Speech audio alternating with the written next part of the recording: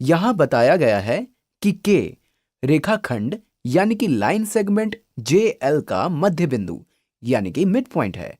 इससे यह पता चलता है कि रेखाखंड जे के रेखाखंड के एल के सर्वांग सम यानी कि कॉन्ग्रुएंट है, क्योंकि दोनों की लंबाई समान है। और यह भी बताया गया है कि रेखाखंड जे के 8x घटा 8 के बराबर है, यानी कि यहां से यहां तक की दूरी 8x घटा 8 है।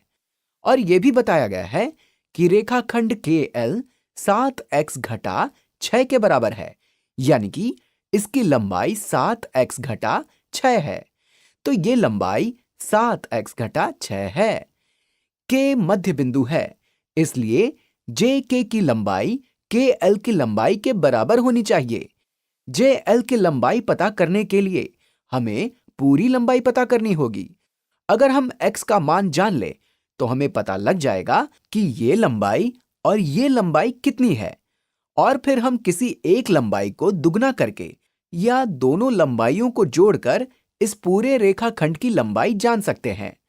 अब हम x का मान निकाल लेते हैं, और हम x का मान इस तर्क के आधार पर निकाल रहे हैं कि 8x घटा 8 7x घटा 6 के बराबर है। और मैं एक बार फिर बताना चाहूंगा कि ऐसा क्यों है। यहां बताया गया है कि के जे एल का मध्य बिंदु यानी कि मिड पॉइंट है। यह मध्य बिंदु है, जिससे यह पता चलता है कि यह दूरी इस दूरी के बराबर है, यानी कि 8x घटा 8 7x घटा 6 के बराबर है। और अब x का मान निकालने के लिए हम बीजगणित यानी कि अलजेब्रा का प्रयोग करेंगे। तो आइए देखें कि हम इसे किस प्रकार हल कर सकते हैं। सबसे पहले सभी x चरों यानी कि x टर्म्स को बाएं पक्ष में यानी कि लेफ्ट हैंड साइड में लिख लेते हैं। इसके लिए हम दोनों पक्षों यानी कि बोथ साइड से 7x घटा लेते हैं। और अब हम सभी स्थिरांकों यानी कि कांस्टेंट टर्म्स को दाएं पक्ष में यानी कि राइट हैंड साइड में लिख लेते हैं। इसके लिए हम दोनों पक्षों में 8 जोड़ लेते हैं, ताकि हम इस ऋणात्मक 8 को हटा सकें। तो बाएं पक्ष यानी कि लेफ्ट हैंड साइड में 8x घटा 7x हुए केवल x, और ये 8 कैंसिल हो जाएगा। और दाएं पक्ष यानी कि राइट हैंड साइड में ये 7x कैंसिल हो जाएगा। ऋणात्मक 6 जमा 8 हुए 2, इसलिए ये हो जाएगा x बराबर 2। लेकिन उत्तर ये नहीं है। यहां x का मान निकालने के लिए नहीं कहा गया है। हमें जे एल की लंबाई पता करनी है। जे के और के एल के मान जोड़ने पर हमें जे एल की लंबाई पता लग जाएगी, क्योंकि के मध्य बिंदु यानी कि मिड पॉइंट है। इसलिए ये लंबाई जे के या के एल की दुगनी होगी।